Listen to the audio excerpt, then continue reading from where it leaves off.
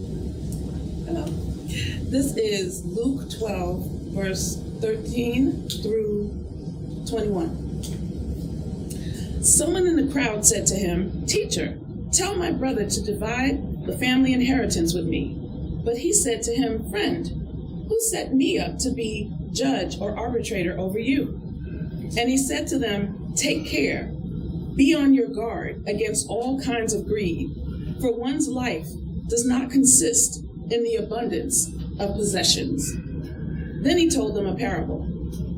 The land of a rich man produced abundantly, and he thought to himself, "What should I do? For I have no place to store my crops." Then he said, "I will do this. I will pull down my barns and build larger ones, and there I will store all my grains and all my goods. And I will say to my soul, 'Soul, you have ample goods laid up for many years. Relax, eat, drink, be merry.' But God said to him, 'You fool, this night your life is being demanded of you, and the things you have prepared, whose will they be?' So it is with those who store up treasures for themselves, but are not rich towards God." Amen. You know, when I first looked at our text for the morning, it seemed a simple one to explore, made so by the straightforward flow of the story. Jesus is asked about an inheritance dispute between two brothers, and in his usual way, answers with a parable. You know, sometimes as I was looking at this, I was thinking Jesus actually gives a new definition to Christ-like that rarely gets mentioned. And that is Christ-like is never giving a straight answer, but instead to tell a story that seems like it's beside the point, because he does more of that than virtually anything else. So Jesus, tells this story about a rich man who has become so satisfied with his accumulation of wealth that his soul takes rest in it. But here also, in true Jesus form, the story takes a turn. On the very night on which said captain of industry finds his rest in his wealth, God came to him proclaiming him a fool for having deposited his sense of his life in his possessions. A fool because now, on his day of reckoning, the true folly of this inclination towards things becomes clear in terms of their inability to save him. Peter isn't going to notice whether or not he's wearing a Ralph Lauren bow tie or some other accoutrement. Now, in one way, the parable seems spot on to the situation. Two brothers had asked Jesus about the disposition of an inheritance. Things are literally some money and some possessions. So he told a story about the final disposition of a man's possessions. But then the telling takes a turn. What could have been a simple answer, and of course, if you're looking for simple answers, you don't go to Jesus. You go to the next booth down and you visit with Lucy. What could have been a simple answer about the obligation of lineage and assets becomes a moral issue on which turns eternity. Like I said, Jesus just wouldn't give them a straight answer. Instead, he gives them a parabolic soliloquy. You all thought I forgot that the last few weeks, right?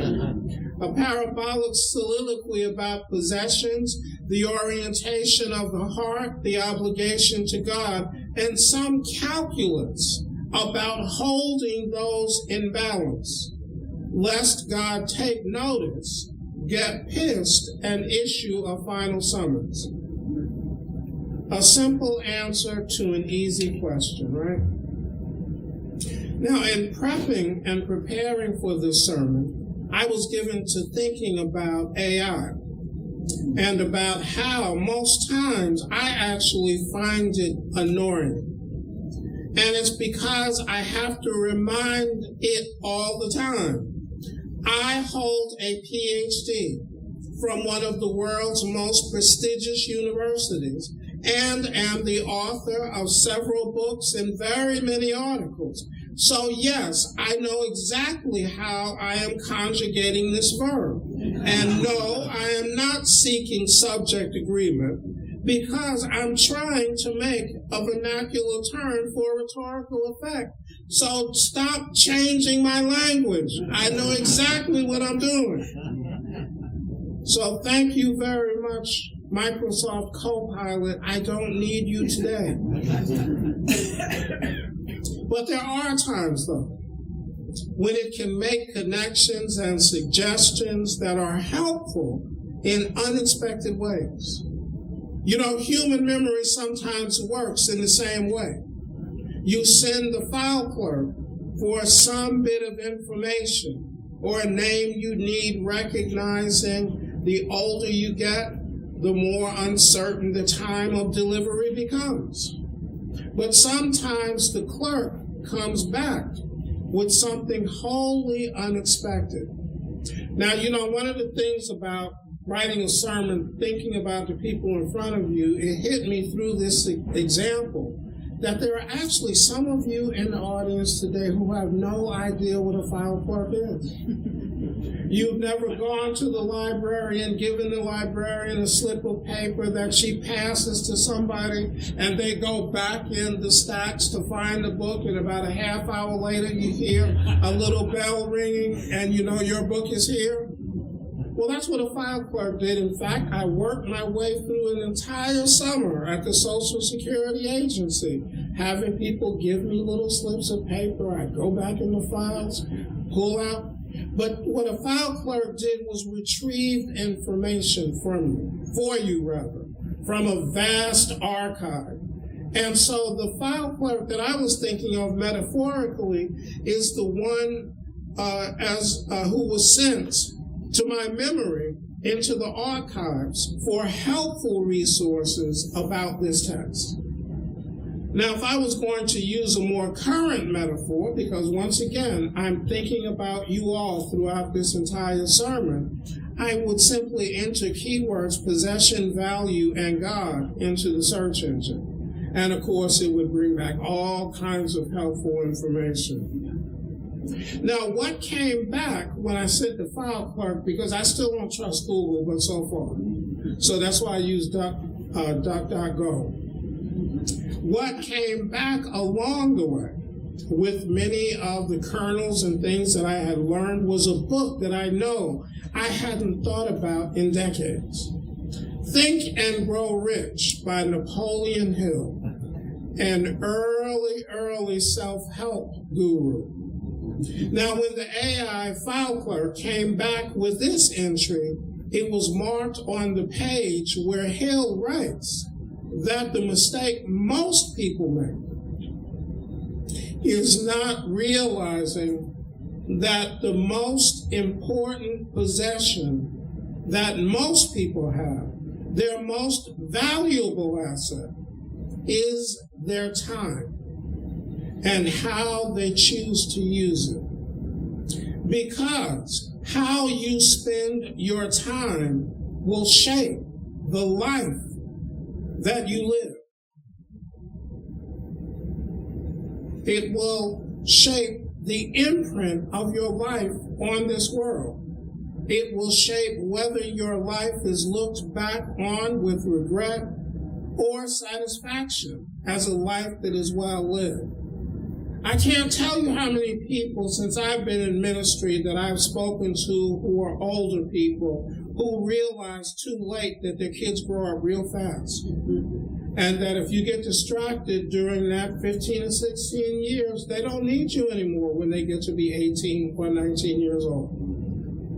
How many people learn too late in life that, sometimes we just have to push through with these relationships and work through the hard times, because what is on the other side is something we could never have imagined. Or alternatively, why did I waste all my time with this fool when I could have been going having a life?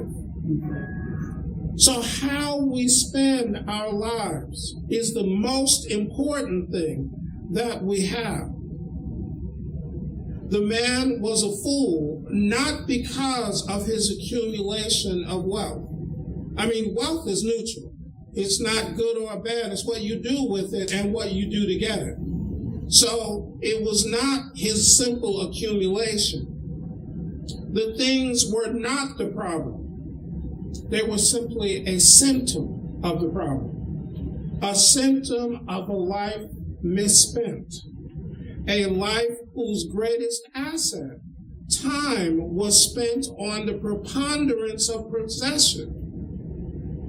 Now here, I want you to notice that this is where the term in the parable begins to make sense. You remember a little while ago I said that Jesus begins by simply talking about the problem of wealth, but then all of a sudden God comes in, is pissed, and tells the man, well, time to go, time's up. Well, this is where the thing begins to make sense. This is where God comes in. People, me, you, can become so consumed by the pursuit of possession that we make our most important asset, our singularly most important asset, unavailable to God. That we become so invested in the pursuit of things that God doesn't have any space in our lives to make anything available for God. We can become so fixated on the accoutrements of the good life that we stop living in our lives so that God can use us. That we stop living our daily lives wondering and finding ways how, with this great gift that God has given us, we can further the reign of God. Now here's the thing, the earlier mentioned calculus in the parable, the level of material possession, is not the issue, because the use of it will simply reflect where your heart was in the first place in terms of your most important thing. As the text comes to us today, it raises the question that I think is relevant through time. How are you holding or investing your most important asset, your life? How are you spending the most important thing that you have, and that is your life? How are you investing your most important asset, which is your life, in ways that makes it available to God, in ways that makes it available to the reign of God? How is your time being spent as an investment in the reign of God? Now, the thing about this calculus is that it doesn't matter the size of your bank account. God can use whatever it is that you have. It doesn't matter what the size of your portfolio is, or its complexity, or the absence thereof. God can use whatever you have. God can use whatever you have to bring about joy and love and peace in the world. I mean, I don't usually like to call people out in the service, and if she tells me off after service, that'll be fine too. We have a newspaper article on our wall back there about one of our members who has invested so deeply in this community that she's become a person of note. So I invite you to read the story about Tammy. And you'll see it doesn't matter how much you have. It matters what you do with whatever it is that you have. It doesn't matter the size of your holdings you can make your greatest asset available to God. And in the end, that is what God asked. And that is all that God asked. That you invest what you have, that you give of the greatest asset in your life, so that God's love might reign and so that God's love might be experienced by more and more people. And I'm going to say that again because we live in a world where often your worth is connected with how much you have. People's assessment of you is connected with how much they believe that you own. Where people want to know first what your zip code is before they know how seriously to take you. How people want to know how much it is that you're able to put into the collection plate. And see, that's why I don't like that pastor word, because many of those pastors want to know how much you can put into the collection plate before they know how seriously to take you as a member. So we live in a world in which the assessments of people are based on possession accumulation, but this story reminds us that's not God's calculus. God's calculus is the simple question: with whatever you have, whoever you are, with whatever you bring, are you making it available to God? Now, the metaphor in the story is that what made the man a fool was he had riches and a storehouse that was full, that could have been given to the work of God. But no, he decided to build a bigger storehouse to make even more stuff unavailable to God. So the word to you this morning, the question to you this morning is, how are you going to live your life in such a way that the most important thing that you have becomes available to God? How are you going to live your lives so that whatever you bring, God will receive gladly, but God can only receive it if you give it? So the simple way that because if I was in a Baptist church now, I'd start preaching at this point, but I'm not. And I will simply leave you with the question: how are you bringing all that you have? How are you using all that you have so that it might be used by God? Because another sermon that I'm not going to preach is, always remember that God can't do anything with what you don't bring. God can't do anything with what you withhold. God can't do anything with what you keep to yourself. So the same way that God has been generous to you, I invite you to be generous with your lives so that God's reign might be experienced by all. Amen.